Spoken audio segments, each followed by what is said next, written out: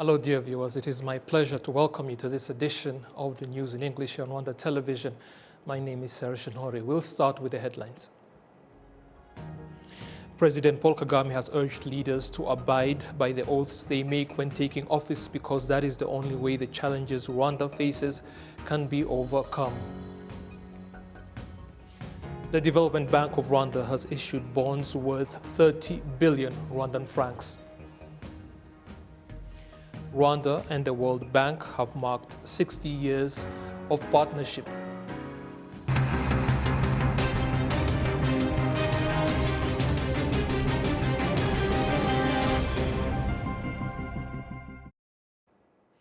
Now the details, I'm glad you're able to join us. His Excellency Paul Kagame, the President of the Republic of Rwanda, has urged leaders to abide by the oaths they make when taking office because that is the only way the challenges the country faces can be overcome. The head of state made the comments on Friday as newly appointed cabinet members took their oaths. Those to take their oaths in the presence of the head of state were retired General James Kabarebe, the new Minister of State for Foreign Affairs in charge of regional cooperation, and Francis Gatare, who will now serve as the CEO of the Rwanda Development Board. The president stressed that what had taken place was not merely a formality because the oath itself is an important instrument.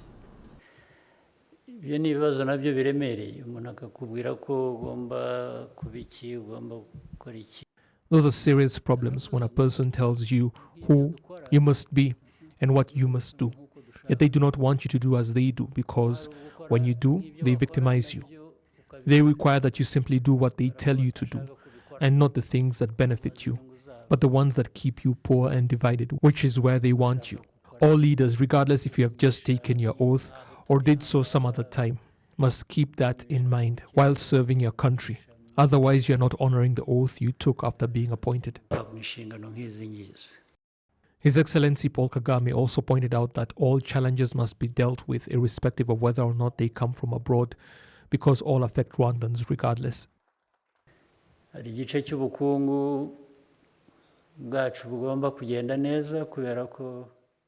A certain part of our economy depends on how we perform as Rwandans because our products exported abroad will do well and benefit us only when we produce them well.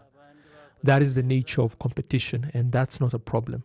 It's just the way life is. That is the reason we must work very hard as Rwandans so that our products on the international markets perform as expected and we do not end up empty-handed. The leaders were also urged to strive for the transformation of the lives of the people they serve.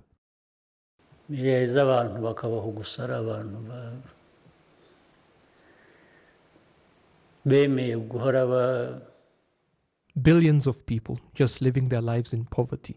Yet when we go abroad, we pound our chests and declare that we Africans have had enough. How can you be tired of something you have allowed yourself to remain in for decades without doing anything to change your situation? Only leaders can take us out of this situation on the continent, be it Rwanda or other countries. Leadership has become putting on a tie, leaders living well. But the change we talk about every day never materializes. The head of state urged the leaders to constantly review themselves, fighting corruption, favoritism, and infighting, so that they may effectively strive for long-term development. Now to economic matters. The Development Bank of Rwanda has issued bonds worth 30 billion Rwandan francs, and among the projects that the move will help to bolster is the construction of affordable housing and environmental protection efforts.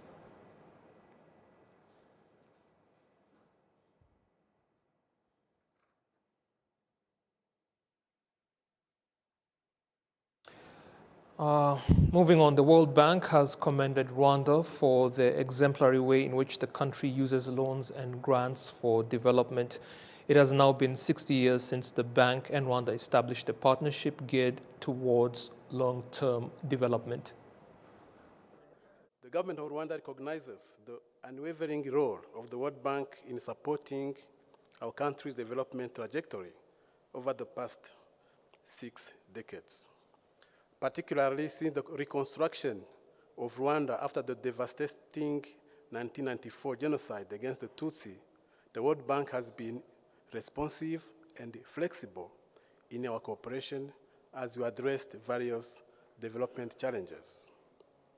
Together, we have achieved tangible results in reducing poverty, developing human capital, promoting private sector, increasing access to infrastructure, improving agricultural production and commercialization, as well as urban development and a digital acceleration program. 60 years is indeed a major milestone for us with our clients.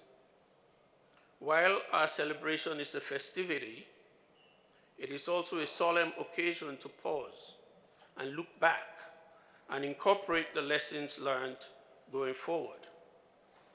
In this, we would like to especially commend the government of Rwanda for the effective utilization of IDA Development Agency resources. So this is far more than just a financial partnership. This is truly an alliance of ideas and innovation. And as country director, I cannot tell you how many calls I've gotten from my fellow country directors in Africa and around the world saying, my country wants to do this, and we want to know how Rwanda did it. Can we set up a study tour to Rwanda? Can we learn the lessons of Rwanda in many areas? The speed with which Rwanda has successfully achieved these transformations is evidence that much more now can be done to tackle the remaining challenges and realize the country's ambitious development aspirations. So I would like to reaffirm today that Rwanda and the World Bank and will continue to work together as we have for these 6 decades to further advance the country's transformation and to help it achieve the green, resilient, inclusive development to which it and all countries aspire. Now to environmental matters. On Wednesday, the Ministry of Environment, in partnership with the Rwandan Basketball Federation and the Orion Basketball Club, launched the One Shot, One Tree campaign. The initiative aims to protect the environment and build climate resilience. The Minister of Environment, Jeanne d'Arc Mujamaria, appreciated the sports community for their contribution in climate resilience and their contribution towards the government's objectives. Additionally, when you look at our country's commitment through Bond Challenge, we are due to restore 2 million hectares of degraded lands through afforestation by 2030. We have decided to create new ways of doing things better by involving the basketball and sport community in Rwanda in order to contribute to our climate resilient and green growth future. This is a start and not an end itself. Let's make One Shot, One Tree campaign something to emulate the culture of collaboration for a common goal. It is expected that as part of the One Shot, One Tree campaign, as many as 100,000 trees will be planted across the country. Now, the United States Agency for International Development on Friday provided 46 motorcycles to the Ministry of Health that will support in health services outreach across the country. We have the details with Prince Manzi. These 46 motorbikes were provided through the Reaching Impact Saturation and Epidemic Control Program of the NEPIGO, an international non-profit health organization. They will support in providing health services across the country. Hassan Sibomana, the manager of the expanded program on immunization at the Rwanda Biomedical Center, elaborates on how these motorbikes will support in delivering health services nationwide. Because you can understand most of health centers actually are vaccinating, but not all children are being vaccinated in health facilities. Some of them actually are vaccinating them in villages during vaccination activities outreach. And we think that actually when we are providing these motorbikes to health facilities, it is just a very good support to health facilities to help them to conduct very well or to implement very well their activities as planned.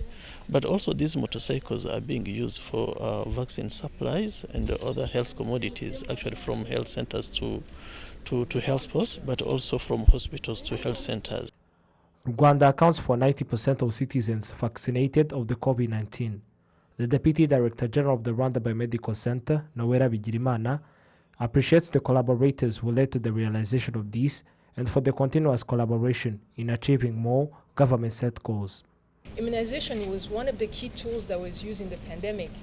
But over the years, this is one of the areas that we have built as a government, as a Ministry of Health, as RBC, because it's such a foundation to the healthcare sector and the system. So to have these motorcycles here, going to health facilities to help vaccination program is quite central to the work that we do. So I want to acknowledge the US government. I want to acknowledge and welcome you, the new Health Office Director at USAID Rwanda.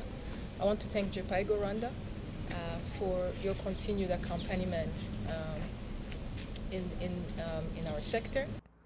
The provided motorbikes are worth 150 million Rwanda francs. The Rwanda Biomedical Center demonstrates that this is a contribution to its long-due program of supporting all health centers across the country with basic transportation systems.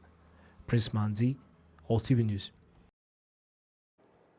Thank you, Prince, for that report. Now, youths that have undergone training to do with research for the past year provided by the company Vanguard Economics are commenting the fact that they are being supported to apply what they were taught in order to bring about real social transformation.